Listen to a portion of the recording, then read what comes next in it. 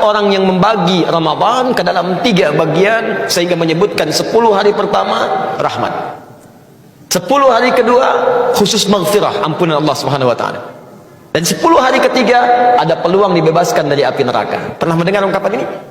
Nah, hadis ini diteliti oleh para pakar hadis, ahli-ahli di bidang hadis, dan menyimpulkan bahwa hadis ini bermasalah. Bahkan derajatnya ada yang menemukan bahwa sampai ke derajat hadis palsu, hadis maudhu. Tingkat dhaifnya tinggi. Paling minimal kata para ulama statusnya semi palsu. Ya, semi palsu, hadis matruk. Jadi ada 3M bermasalah. Kalau ada satu di antara 3 ini, maka hadisnya cenderung ditolak oleh para ulama. M yang pertama disebut dengan mungkar. Hadis yang diriwayatkan oleh orang yang tertuduh seringkali berbuat maksiat. Dia meriwayatkan hadis tapi terlihat suka berbuat salah. Ada yang mabuk, ada yang berselisih, maka hadisnya diingkari oleh para ulama. Ada yang kedua disebut dengan matruk namanya. Matruk, bukan sekedar diingkari, ditinggalkan. Nah, orang ini seringkali berbicara dusta sehingga tidak bisa dibedakan mana dusta, mana hadis yang keluar dari lisannya. Dan yang ketiga ini yang paling tinggi disebut dengan maudhu'. M yang ketiga, maudhu', yaitu hadis yang sengaja dipalsukan dan diatasnamakan pada Nabi sallallahu alaihi wasallam. Di antara golongan hadis maudhu', bahkan minimal matruk, adalah hadis yang menyebutkan awal pertama Ramadan rahmat, pertengahannya maghfirah, dan ujungnya pembebas dari neraka. Apa indikasinya? Satu, ini bertentangan langsung dengan hadis-hadis Nabi yang lain, yaitu yang sahih. Hadis-hadis sahih mengatakan semua Ramadan siang dan malamnya, pertama sampai akhirnya, itu berisi rahmat dan ampunan Allah Subhanahu wa taala. Jadi Nabi sendiri nggak pernah memisah-misah awal, akhir, pertengahan, tidak.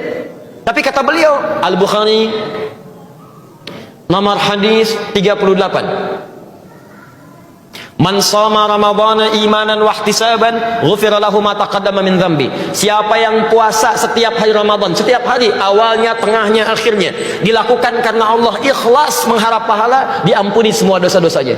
Jadi sejak awal Ramadan ampunan sudah ada.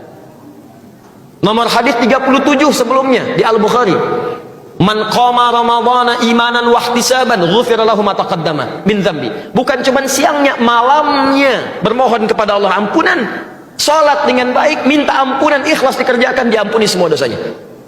Ini menandakan hadis yang dimaksudkan bertentangan dengan hadis-hadis Nabi sallallahu alaihi wasallam. Jelas di sini? Saya akan memberikan sedikit tanggapan kepada salah satu dai yang sangat terkenal karena menerangkan sebuah hadis tentang keutamaan Ramadan yang menurut kami harus dibenarkan karena beliau diikuti oleh orang banyak. Nanti umat kalau tidak tahu mana yang benar, mana yang salah, atau salah memahami ilmu, maka ini akan berbahaya bagi syariat Nabi besar Muhammad SAW. Beliau menerangkan tentang hadis keutamaan bulan Ramadan bahwa awal syahri Ramadan. Ini adalah sebuah potongan hadis dari khutbah Rasulullah SAW menjelang bulan Ramadan. Di menjelang akhir khutbah beliau mengatakan, Nabi mengatakan bahwa bulan Ramadan bahwa syahru awalihi rahmah wa awsatuhu maghfirah. Syahrun awaluhu rahmah wa awsatuhu maghfirah wa akhiruhu itqun minan nar. Yaitu hadis yang Nabi mengatakan 10 awal Ramadan adalah rahmat, pertengahannya adalah maghfirah, akhirnya adalah merdeka atau dibebaskan dari api neraka. Menurut beliau, hadis ini adalah hadis palsu. Beliau menyebutnya maudhu'. Nah, padahal hadis ini bukan palsu. Hadis ini adalah hadis dhaif. Ibnu Huzaimah mengatakan insahha, kalau andaikan hadis ini sahih, tapi hadis ini tidak sahih menurut beberapa penelitian, atau mungkin bisa mencapai derajat hasan karena diriwayatkan oleh banyak ulama hadis. Diriwayatkan oleh Imam Al-Baihaqi, Imam Ibnu Huzaimah, Imam Al-Uqaili, Imam Ibnu Abi Dunya, diriwayatkan juga oleh Al-Hafidh Ibnu Asakir, Al-Imam Al-Ashbahani, Imam Al-Khatib Al-Baghdadi, Imam Ibnu Syahid, dan juga diriwayatkan oleh muhaddis dari Wahabi yaitu Al-Albani. Beliau mengatakan hadis ini dalam Al-Silsilatul Dhaifah adalah hadis dhaif, bukan hadis palsu. Yang perlu digarisbawahi dan harus dijelaskan dan harus ditegaskan bahwa hadis dhaif bukanlah hadis maudhu'.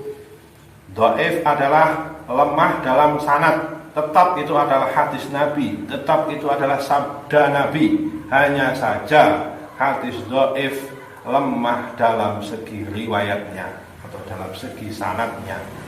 Tetapi tidak boleh hadis ini, hadis dhaif, kalau dibuang ke tempat sampah dianggap hadis palsu, disamakan dengan hadis maudhu' seperti yang disampaikan oleh para dai-dai yang kurang dalam memahami ilmu mustalahul hadis, bahwa hadis dhaif adalah hadis yang bukan palsu.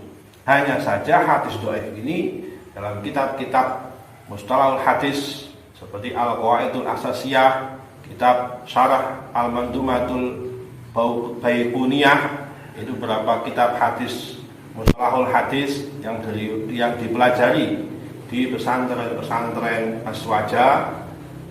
Beliau Syekh Hasan Al-Masyad juga mensyarahi kitab Syarah Al-Baiquniyah, Syarah Mandumah Al-Baiquniyah, bahwa hadis dhaif adalah hadis yang tidak sahih dan tidak hasan atau di bawah derajat hasan. Hadis dhaif adalah hadis yang boleh untuk keutamaan amal, untuk targhib wa tarhib, yaitu untuk mendorong umat supaya semangat beribadah, mendorong umat untuk menjauhi maksiat, atau bisa digunakan untuk manaqib, untuk cerita-cerita yang dengan iktibar ada hikmah di baliknya. Jadi beliau juga mengatakan bahwa hadis ini bertentangan dengan hadis sahih, yang dimana Nabi mengatakan man qama, dan yang lain man shoma Ramadan imanan wa ihtisaban ghufira lahu ma taqaddama min dzambi, bahwa barang siapa yang puasa, barang siapa yang qiyamul lail, salat malam di bulan Ramadan, akan diampuni dosanya oleh Allah. Ini bukan berarti hadis ini bertentangan, justru hadis ini menguatkan, karena dikatakan wa ausatu maghfirah, berarti sama dengan hadis itu ada maghfirah. Rahmah juga tidak bertentangan dengan maghfirah, dibebaskan dari neraka juga tidak bertentangan dengan ampunan Allah. Semuanya adalah wujud belas kasih Allah, belas ampunan Allah, belas rahmat dari Allah yang diturunkan dan juga dimerdekakan dari neraka adalah wujud ampunan Allah yang diberikan untuk kaum mukminin yang melaksanakan ibadah bulan Ramadan. Jadi itu yang ingin kami tegaskan, bahwa sekali lagi yang harus ditegaskan kepada para dai-dai yang salah memahami hadis, bahwa hadis maudhu' tidak sama dengan hadis dhaif.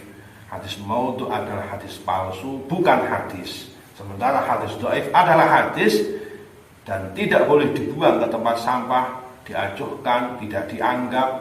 Kalau hadis dhaif dibuang ke tempat sampah, maka akan banyak sekali ilmu-ilmu Islam yang terbuang, ilmu-ilmu baginda Nabi Muhammad SAW yang terbuang, dan ini sangat menciderai syariat Nabi Muhammad SAW yang menurut para ulama hadis dhaif tetaplah hadis Nabi, tetaplah perkataan Nabi, hanya saja riwayat dan sanad yang lemah. Maka tidak boleh hadis dhaif digunakan untuk menghukumi halal haram atau dalam segi ahkam, hukum-hukum. Tidak boleh untuk perkara akidah, harus dengan hadis sahih.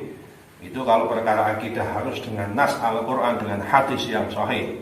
Begitu juga tentang halal haram. Tetapi untuk keutamaan amal, mengajak umat supaya bersemangat dalam melaksanakan ibadah, maka semua ulama, mayoritas ulama mengatakan boleh dan tidak boleh dianggap palsu.